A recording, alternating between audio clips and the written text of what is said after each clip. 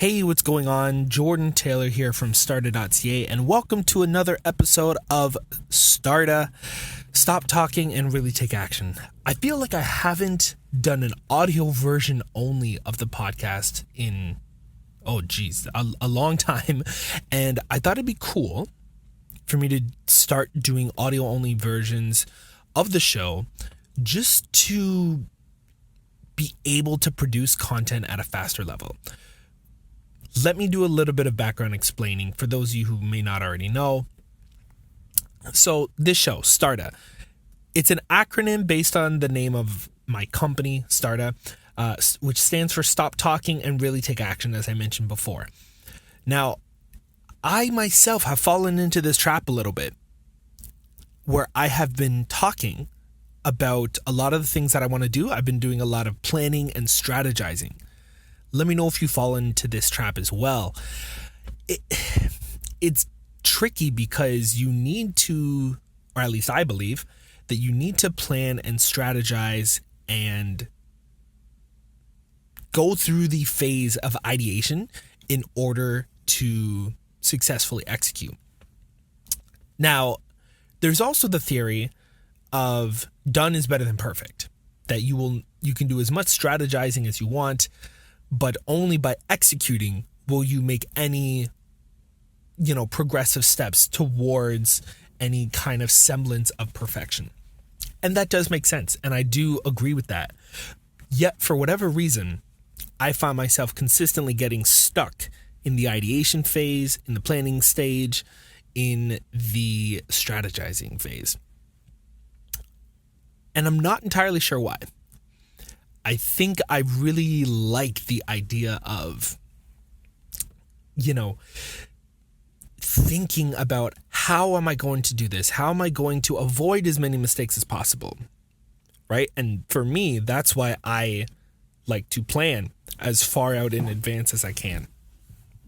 And I find it to be quite difficult to, or maybe rather than difficult, perhaps it can be a little overwhelming in that you're trying to predict every potential mishap. Then you may end up planning for a mishap that may not actually happen, and you're probably still going to miss mishaps anyway. So anyway, this is my effort to doing rather than planning. So I've literally started recording this podcast episode that you're listening to right now with no plan, with no strategy, other than the time that it's taken me to turn on my microphone. So what I'm thinking I might want to cover in today's episode is fears surrounding transitioning out of working a full-time, quote-unquote, stable, which stable is to be used loosely during these unpredictable times that we're in at the moment, at least as of the recording of this episode. Here's hoping that if you're listening to this and we are no longer in unpredictable times, that is amazing. But as of right now, times are very unpredictable, but yet those of us who are fortunate to still have, quote-unquote, stable, full-time, corporate 9-to-5, whatever, type jobs, this may impact us a little bit more. So just to give you a little bit of background, maybe you're in this situation, maybe you're not. I am currently probably weeks away from officially making the transition from corporate 9-to-5 worker to full-time entrepreneur.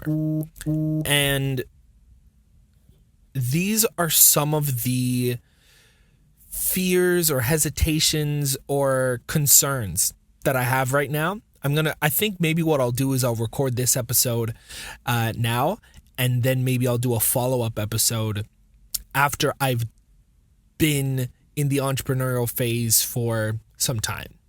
Whether it'll be 6 months after, a year after, 2 years after, who knows? But probably within the first few months of doing it. I think that'll give me a nice handle on where everything is at. But I wanted to kind of call out my fears, concerns, hesitations, and hopefully you can relate to them as well, because I'm sure I can't be alone in this.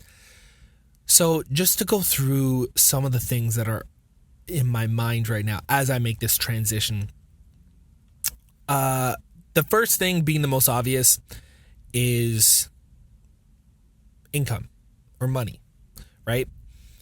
Now, it's tricky, and I'm not sure if you go through this as well, but I find myself having genuine worries or concerns with things, and then at the same time having some kind of answer to them. So my worry or concern with money it's pretty straightforward. I'm going from an environment where I know the exact amount that I will have deposited into my bank account every 2 weeks. I know the exact amount that it's going to be. I know exactly where to allocate those funds in order to make sure that my bills are paid, in order to make sure that I'm still able to save, in order to make sure that I have opportunities to invest some of that money. I have some sense of reliance on those stable deposits or those stable checks. And I know that my entrepreneurial efforts are going well, and that, collectively, I should have more than enough to cover my basic human needs and then some. However, because those entrepreneurial amounts are not regulated, at least not now, it's not a predictable number. It's I know that I'll probably come up with X amount of dollars throughout the month, but it's not, I know I'm getting exactly X amount of dollars every week or every 2 weeks. Because the structure is different, it's less predictable. Therefore, a little bit more concerning, I guess. So there's that. Now, the counter side to that is I know I've taken some time, and I recommend you try this as well if you are in a position to do so. I've wanted to make this transition for a long time, and in that amount of time, when I first really became aware of okay, I really want to make this transition out, and move into, working for myself and creating my own income streams. In that time, I took time to save up enough money so that I have a bit of an emergency fund or a parachute or whatever you want to call it, that if for whatever reason I did not make a dime in entrepreneurial income for 3 months, I would still be able to fund my lifestyle without any drastic change. So the good thing is that I have been able to do that. And it wasn't necessarily a quick thing, but I have done that. And I recommend that if you are in a position to do that, I would do that as well. So then either way, you're not totally operating from a place of desperation, that you have something to fall back on should you need to do that. Full transparency, what I did in order to do that is I took whatever little extra money that I had, because I did have a little bit of extra money at the end of the month, is I put that into a savings account, a TFSA here in Canada. I'm not sure if people in the States have TFSAs as well, but I put it into an account that allows me to save that money tax-free on any gains that are made in that account. So I put my money into there, and a lot of it just sat there, but some of it was investing in things. So I had bought a share of Tesla when it was at close to its lowest in 2020. So that worked out pretty well. And then I invested in some other things, a few of the lower cost stocks, but mostly more of the blue chip ones. So anyway, I don't want to get too much into stocks because I'm still relatively new into it. I've only been doing it for coming up on a year. So I'm no expert. But that money was working for me. I did lose some money in there, but nothing that I wasn't willing to lose. But I also gained some money without me having to actively do anything. So investing in combination with basically taking almost all of my entrepreneurial income and putting that aside, less whatever I had to have put in place to run the business, which because my business is online, it's fairly minimal for the most part. It does add up, but it's usually fairly minimal as compared to, say, a brick and mortar business. So going back to the savings, yeah, I took all of my entrepreneurial efforts and put that into that savings. So now it's more than 3 months worth of expenses for me. So I know I have something to fall back on. So that's my counter to my first concern. I think my second concern, and this is definitely an issue that affects me personally. I don't know if this would impact you or not. It's that knowing that when I don't have that job that I have to log into or I have to physically go to or I have to clock in for, that I'm afraid that I might get too comfortable with setting my own schedule. Because I will be in full and complete control of my schedule, there is no one else to hold me accountable other than me. And it's one of those things where I do trust myself. However, I can't help but feel that there may be a day where I might not want to wake up until 11 or 12 o'clock in the morning, And there might be a day where I don't feel like responding to emails. Or there might be a day where I don't feel like sitting down and editing a video for 3 hours. But I know that I need to do that in order to get paid. So it's my concern, or I guess this to sum up my second concern is I feel like I may drop the ball with being at the head of the ship, so to speak. And I guess for now, I can't speak to what I'll do in the future, but I guess my only counter to that for now, and I guess maybe future me will be able to address this better.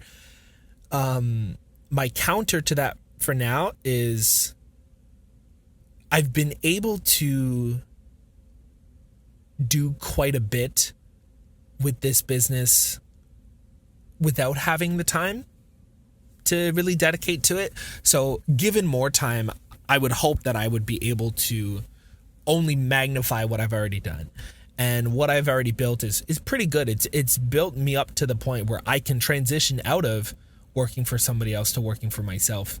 So I would hope that I would have the good sense and the self-control and the discipline versus the motivation, which we could talk about that in an episode on its own, to have the discipline to be able to do what is necessary to do what needs to be done, right? So whether that means I need to wake up at 6 o'clock in the morning, one morning to do whatever it is, hope that I'll be able to do that and know that because I am in control, I can counteract that with whatever I want. So if I have to, do an entire day's worth of emails, that maybe I can take the next day off.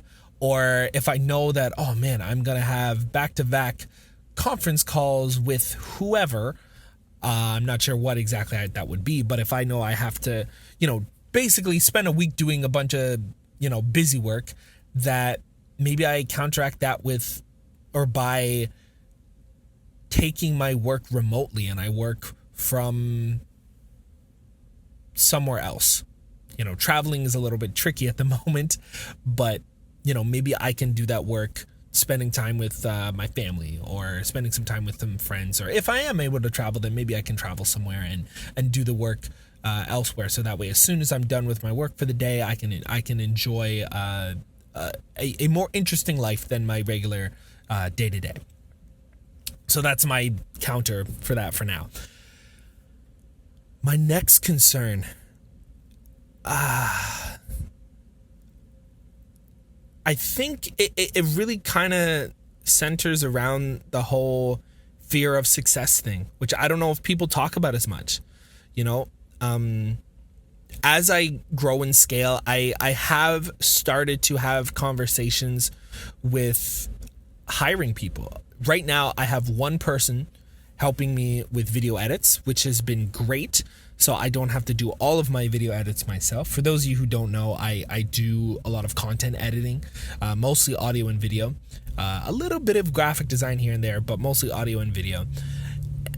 So anyway, to come back, so I have one person who helps me out with video edits, but it's on a very like one-off basis kind of thing. As they come in, any client that I am not going to edit myself, I will task my editor to help me out with that. And so far it's been easy sailing because again, it's been one-off, but I want to get to a point where I can have that editor, maybe some other people as well, dedicated to particular tasks and put them on some kind of consistent, you know, payroll system of some sort. And that comes with a lot of accountability. And I don't know if you feel this way as well, but accountability can be quite scary. To be accountable for somebody else's income can be quite daunting, especially too if you are new to being responsible or accountable for a team of people. Even if it's one other person, that could be a daunting task. And again, I'll let future me address that once I've been able to actually put that into action. And maybe I don't need to do that. Maybe I can do more of it myself, or maybe I keep things on an outsourced basis as opposed to hiring actual employees per se. But I guess for now, I'll say my counter will be that the trade-off of having people help me with tasks, whether they're employees or contractors, whatever it is, the trade-off will probably be worth it. By having other people help me out with tasks, I will be able to scale at a higher rate and to a higher place. For one. Two, when I think about the very kind of scary nature of being responsible and accountable for other people's income, is like the thing I want to remember, is anybody that I hire as a contractor or an employee will be an adult. Therefore, they are truly responsible for securing their income as a whole. Because, and we've discussed this on this show before, that you don't want to only have one source of income. So, and I need to remember that, yes, I am a source of income, but if anybody who I hire makes me their only source of income, then they have some responsibility there as well, right? Because I would always encourage people to have as many sources of income as they are comfortable managing, not just working with me. So there's that side of it as well, knowing that everybody's an adult. They are ultimately responsible. If they feel that things are a little too unpredictable for them, then they have the ability to walk away at any time, which I would totally understand. They also have the ability to go out and secure other sources of income. They're an adult. They are ultimately responsible. I am only responsible for doing what I said I would do. So just have to remember not to, overcommit myself financially speaking. Going back to the fear of success, I think for me, I do have a little bit of a concern where I have the need to kind of have everything figured out or to have all the answers. And now I know that I won't have everything figured out, at least not all at once, or really ever actually, but I won't have all the answers. It's funny, I'm jumping right into my counterpoint, but as soon as I say it, I realize, it's kind of ridiculous for me to think that I'm going to have all the answers. I'm going to have a solution to every problem right away. But that being said, like this is the thing that pops into my head. Like if this thing goes extraordinarily well, I mean, we all know what happens if it goes really, really poor. That's just not ideal. And then you end up having to, either go back to a job or, have to find other ways to, secure that income. We all know that path. But the fear of success, I think it's something that's not talked about as much. But for me, I think about, what if if this thing goes extremely well, what does that mean? And I was just actually speaking with one of my clients who is now a good friend of mine. I was just speaking to her about, what if when we scale and we achieve the next level of success, everybody is looking at us as successful, which means that we need to know what we're doing. We can't be guessing or figuring it out. And like that might be how our brain is thinking. But I think, and again, to go to my counterpoint, and I'm hoping future me will have an even better perspective on this. But off the top of my head, I think of, no matter what stage you're at, you're going to have things that you don't have the answer to right away. You're going to have issues in whatever it is that you're doing. You're going to have missteps. You're going to make mistakes. You're going to make errors. Hopefully they are all reversible errors, but there will be errors that you make regardless of how much you have scaled or how much quote unquote success you have had. That will be a constant. Learning is, or should be, a constant and ever-present phase in life, especially in business, because you need to innovate, because industries grow, they evolve, they change, they fluctuate. So that's what I would say to that as my counterpoint to, yes, it's totally understandable to have a little bit of fear of success because, that means I'm really going to have to be accountable. That means I'm going to have to learn a lot and potentially, make big mistakes. So there's a lot there. And I guess my final point with the fear of success is just feeling like I may not have somebody to lean on. Now, if you're listening to this, I would really encourage you to reach out to me and let me know whether I'm not sure if I'm going to put this up on YouTube because it'll be audio only, but if I do, leave a comment or leave a review to this if you're listening to this on like Apple Podcasts or something, or literally like reach out to me on Instagram at STARTA Canada. I genuinely feel like I do have friends who do the entrepreneurship thing, but as I grow, we are all going to be growing at different rates. And I wonder if and when I scale, and I'm speaking about this generally because this could happen to anybody, but as I grow and scale, who can I lean on to help me? Right? I'll give you an example. In the area of audio editing, because like I said, I do some audio editing. I don't have anybody in my immediate circle. I'm just gonna put it bluntly. I have the most amount of knowledge that I know in my immediate circle with regards to audio editing. I have no one that I can look to for advice about audio editing specifically. Video editing, I have people who know either the same or more than I do, right? Even in the area of, Facebook ads and marketing and those things. I have people who know a little bit more about those things than I do, which is good, because then I can look to those people for advice. I can lean on those people for help. But audio editing, for example, I don't know anybody, at least off the top of my head, that I would be able to lean on to and say like, hey, what do you think about this issue?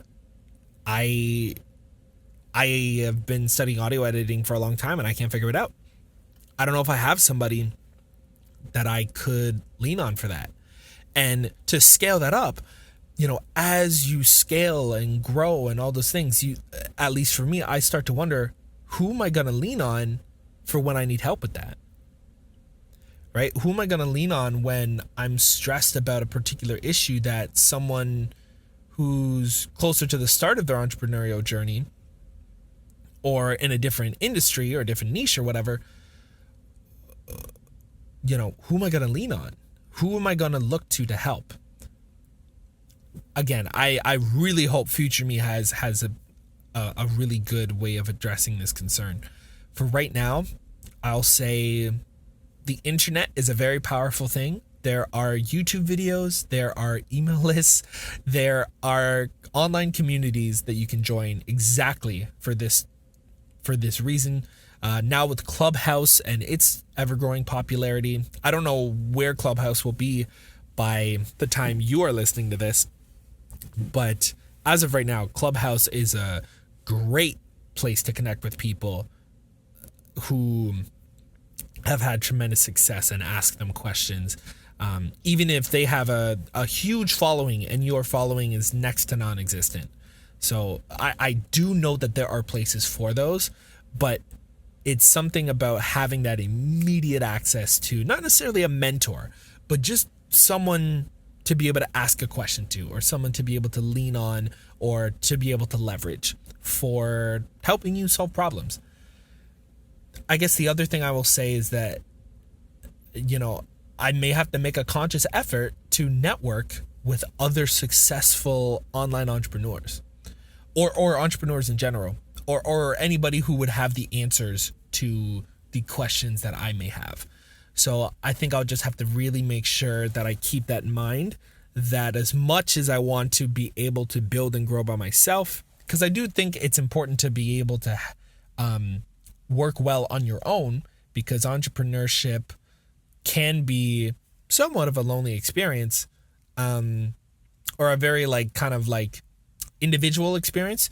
But I do think it's important to surround yourself with people who bring value, and not to say that you want to use people or you're only friends with people for what they can do for you, but I just mean surrounding yourself with people who add value to your life, and you want to be able to add value to theirs too, right? I've said this before to some of my friends. I don't want to be the smartest in the room. My ego might want me to be the smartest person in the room, but when I think pragmatically, I don't want to be the smartest person in the room, because then when I'm in that room, I can't learn anything. And I don't like not being in a position where I can learn anything, because then that's when I get a little, egotistical. I get a little arrogant. It's just not good. I like being in the room where, yes, I know a lot and I'm confident in what I do know, but there's an opportunity for me to learn here. And one could argue that there's always an opportunity to learn. But when you know that there are people in the room who are very good or better than you at a particular thing or in a particular area, I always look at that as a clear opportunity for learning and growth. So there you go. Anywho, those are my current hesitations or questions or concerns that I have with making the transition from working for somebody else, having a full-time, quote-unquote, stable 9-to-5 job, transitioning out of that to go to entrepreneurship full-time. I'm literally in the midst of doing this right now. I probably will put this episode out within the coming weeks. Or who knows, maybe I'll put it out this coming weekend. Who knows? But I am in the midst of this process right now. So you're going through it with me at the time that I'm going through it. And I will do a follow-up episode to this one a little bit further on in my journey. But I thought I would share that with you because I thought, A, you might get a kick out of it. And B, maybe you're going through something very similar. And maybe you have answers to my concerns better than the ones that I've been able to muster up in the in the heat of the moment here. Or maybe you have an additional concern that either maybe I can address for you or somebody else in a comment section or whatever. I encourage you to leave a comment, to, send a message, to whatever it is. Put your concerns out there. Somebody else somewhere either has that same concern or has a way to address it, and that might kind of, stop it in its tracks. So thank you so much for listening. I really want to hear your thoughts about it. Please let me know what you think, and I will see you on the next episode of STARTA.